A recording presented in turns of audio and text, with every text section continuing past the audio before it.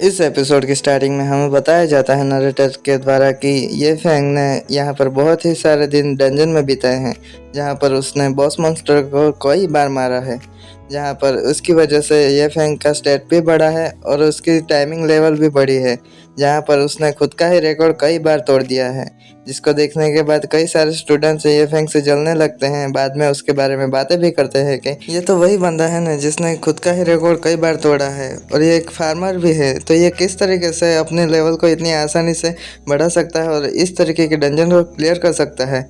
इसको देखने के बाद तो मैं भी बोर हो चुका हूँ कि ये बंदा कितनी बार जाइएगा और बाद में ये डंजन को क्लियर करेगा। बाद में ये फैंग का सीन दिखाया जाता है, जहाँ पर वो अपने बॉस मॉन्स्टर के जो भी इक्विपमेंट हैं उसको टीचर को देते हुए कहता है कि मैं इसके बदले में फर्टिलाइज़र को एक्सचेंज करना चाहूँगा। तभी टीचर उससे कहते हैं कि ये फैंग, तुम अभी यहाँ पर बहुत ही बार फर्टिलाइज़र लेने के लिए आए हो, लेकिन यहाँ पर मुझे लगता है कि तुम्हें अभी तुम्हारे पास जितने पॉइंट हैं उसकी मदद से तुम अभी अपने लोअर एकेडमी से निकलने के बाद अपर एकेडमी में जा सकते हो। इसके लिए तुम एप्लीकेशन भी दे सकते हो।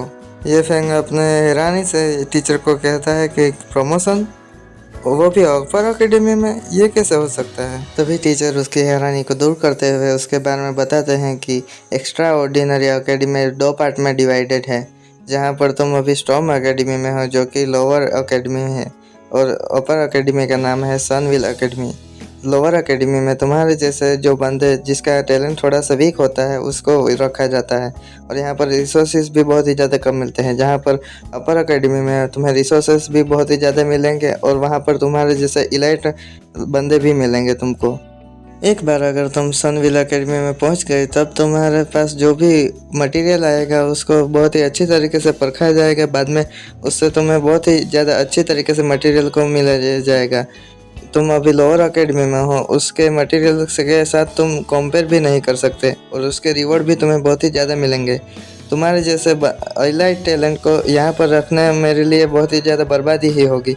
इसी वजह से तुम्हें सनविल एकेडमी में जाना चाहिए। एमसी सोचता है सनविल एकेडमी, ये अपर एकेडमी है, तो मैं समझ गया, थैंक यू टीचर।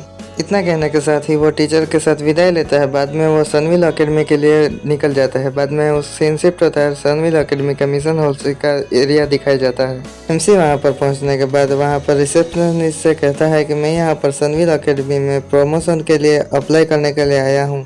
तभी वहाँ पर बैठी सनविल एकेडमी की इंस्ट्रक्टर कहती है कि तुम्हारा नाम, तुम्हारा डिपार्टमेंट और तुम्हारा प्रूफ, तुम्हारे पॉइंट के बारे में मुझे बताओ। इतना कहने के साथ ही वो उससे अपने पॉइंट के लिए क्रेडिट वाली पर्ची मांगती है। तभी वहाँ पर ये फैंग उसको पर्ची दे देता है। बाद में उस पर्ची के अंदर वो इंस्ट्रक्टर देखती है कि ये फैंग का नाम ये फैंग है, नेचर डिपार्टमेंट का है। बाद में वो उसके पॉइंट देखती है, जिसको देखने के बाद वो बहुत ही ज़्यादा हैरान हो जाती है। उसके पॉइंट 30,000 से भी ज़्यादा हैं। और हाँ, यहाँ पर लिन फैंग लिखा है, मुझे मालूम है, लेकिन कभी कभार मैं भूल जाता हूँ, इसी वजह से ये फैंग बोल देता हूँ, वो ये जवान की वजह से। लिन फैंग है इतना सारे पॉइंट को देखने के बाद बाकी सारे बंदे लोग तो बातें करेंगे है। वहाँ पर कुछ लोग चालू लोग बातें करने लग जाते हैं कि एक्चुअली में इसके 30,000 से भी ज़्यादा पॉइंट है। दूसरा बंदा कहता है कि जहाँ तक मुझे पता है ये वही बिग शॉट है जिसने ग्लूम फॉरेस्ट के अंदर क्रेजी तरीके से उसको क्लियर किया था।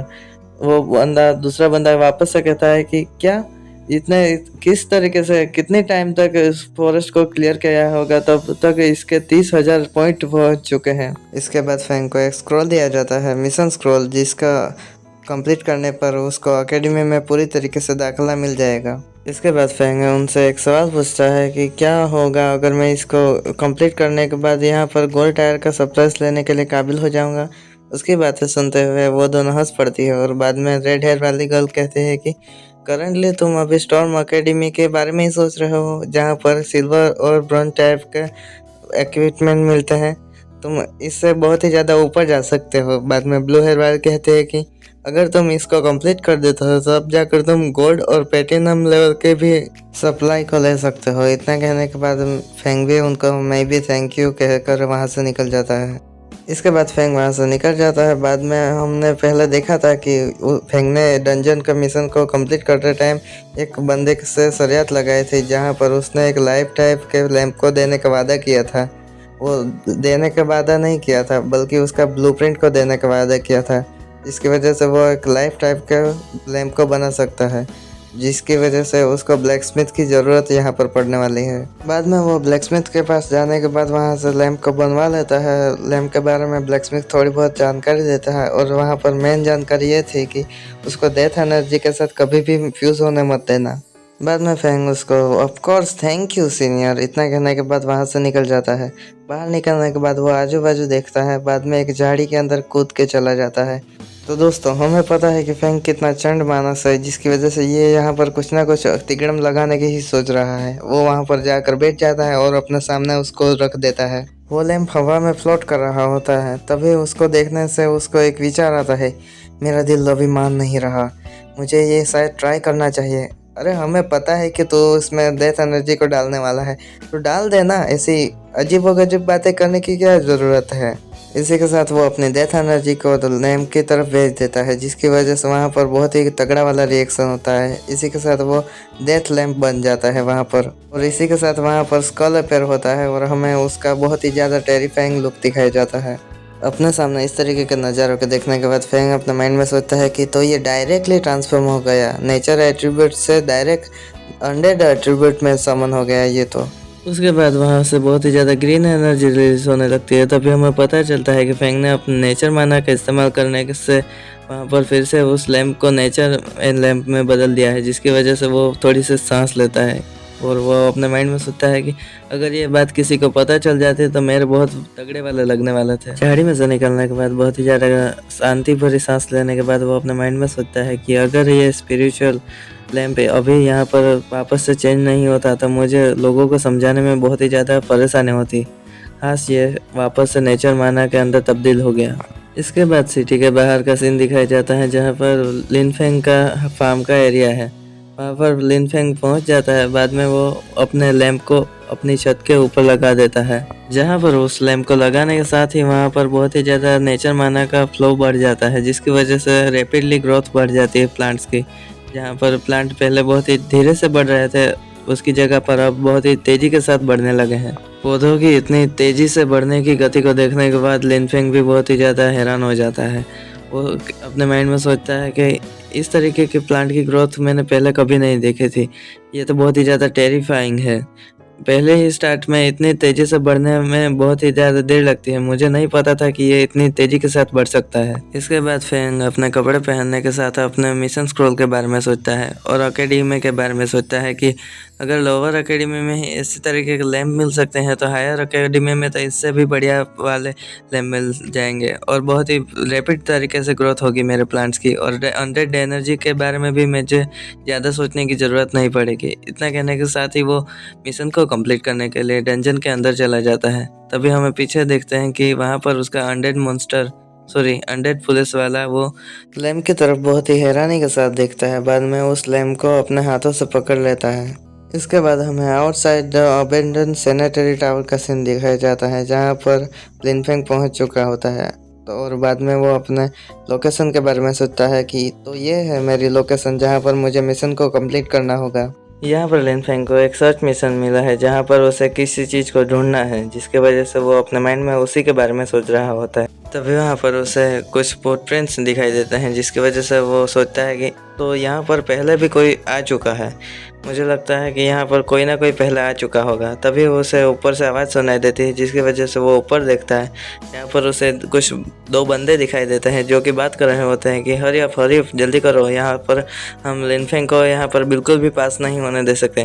तभी वो आपस में बात करते हैं कि इसे किसी न किसी जगह पर ठिकाना लगाना पड़ेगा, तब जाकर हम यहाँ पर अपने मिशन को कंप्लीट कर पाएंगे। लेकिन तभी वो दूसरा बंदा उसके हाथों में से कुछ बुक को ले लेता है और उसको नीचे की ओर फेंक देता है। लो हो गया काम। तभी हमें दिखाई जाता है कि लिन फेंग उस बुक को कैच कर लेता है।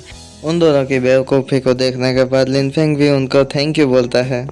अपने मिशन को इस तरीके से घटिया तरीके से फेल होता देखने के बाद वो दोनों हैरान हो जाता है। बाद में दूसरा वाला बंदा उसको एक चमाट लगाते हुए कहता है कि ये सारी की सारी गलती तुम्हारी है, जाओ और उस बुक को वापस लेकर आओ। इसी के साथ वो दोनों बंदे आपस में मिलकर लिनफेंग के ऊपर हमला करने के लिए अपने हाथों में एनर्जी लेकर उसके ऊपर हमला कर देते हैं। उसी के साथ लिनफेंग भी अपनी जड़ों को ज़मीन के अंदर से निकालता है और उन दोनों को पकड़ने के लिए आगे की ओर भेज देता है। बाद में वो जड़ें बहुत ही तेज़ी के साथ उन दोनों बंदों की तरफ आगे की ओर बढ़ने लगती हैं। तभी वो दोनों बंदों को बहुत ही आसानी के साथ लिनफेंग बांध लेता है और उल्टा लटका देता है। वहाँ पर एकदम साइलेंस हो जाता है। बाद में लिनफेंग उससे सवाल पूछता है कि तो गाइस, मुझे यहाँ पर एक प्रॉपर एक्सप्लेनेशन दो ताकि मैं तुम्हें यहाँ पर छोड़ सकूँ। ठीक है ना? इतना कहने के बाद वो बहुत ही ज़्यादा ईविल स्माइल देने लगता है।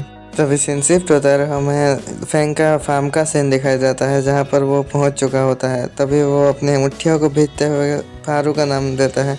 वो सोचता है कि हारू, मैंने सोचा नहीं था कि तुम इतनी ज़्यादा नीचे तक गिर जाओगे मुझे पकड़ने के लिए। तभी वो अपने सामने कुछ देखने के बाद बहुत ही ज़्यादा हैरान हो जाता है।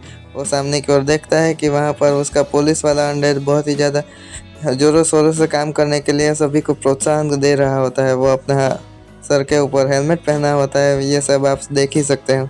तभी हम सामने की ओर देखते हैं जहाँ पर लिनफेंग के सारे अंडे कुछ ना कुछ खेती में मदद कर रहे होते हैं। उसे देखने के बाद लिनफेंग थोड़ा सा हैरान हो जाता है। बाद में वो सामने की ओर देखता है और वो कहता है कि ये तो फुल्ली ऑटोमेटेड है। इतना कहने के साथ ही वो बहुत ही ज़्यादा हंसने लगता है। तभी सीन शिफ्ट होता है, हमें हारू का कमरे का सीन दिखाया जाता है जहाँ पर उसका बटलर आता है और उसको एक जानकारी देता है कि हमने जो बंदों को भेजा था लिनफेंग के ऊपर हमला करने के लिए और उसका काम बिगाड़ने के लिए, वो दोनों के दोनों बंदे गायब हो चुके हैं। उनके माना का ट्रेस भी नहीं बचा। प्रोबेबली ये यहाँ पर ये हो सकता है कि वो दोनों के दोनों लोग मारे जा चुके हैं और उनकी बॉडी को ठिकाने लगा दिया गया हो। उसकी बातें सुनने के बाद हारू बहुत ही ज़्यादा गुस्से में आ जाता है। वो दीवार के ऊपर पंच मारता है जिसकी वजह से दीवार में भी खड्डा हो जाता है। तभी हारू बहुत ही ज़्यादा गुस्से में आ जाता है और वो कहता है कि ट्रेस, तुम सभी के सभी ट्रेस हो, कचरा हो, तुम एक छोटी सी चीज को भी नहीं संभाल सकते। हारू के इतने गुस्से को देखने के बाद उसका बटलर भी बहुत ही ज्यादा डर जाता है। और लिनफेंग, तुम्हारी हिम्मत कैसे हुई मेरे बंदों को मारने की? तभी हारू सिगरेट का कस लगाते हुए अपने बटलर को ऑर्डर देता है कि जाओ और शैडो एक्लिप्स के बंदों को ढूंढो और उनको हाईएस्ट प्राइस दो जितना वो चाहते हैं, मुंह मांगी कीमत दो जितना वो चाहते हैं, मगर मुझे लिनफेंग की लाइफ चाहिए। इसी के साथ टूका बहुत ही ज़्यादा सीरियस फेस बना देता है। बाद में वो अपने माइंड में कहता है, लिनफेंग, ये वाकई में तुम ही होना चाहिए जिसने टूका को मारा था। ये वाकई में तुम ही होना चाहिए। इसी के साथ दोस्तों चैप्टर 10 यहाँ पर ख़त्म होता है। मिलता है एक नेक्स्ट वीडियो में, तब तक के लिए take care, bye bye, good night, sayonara.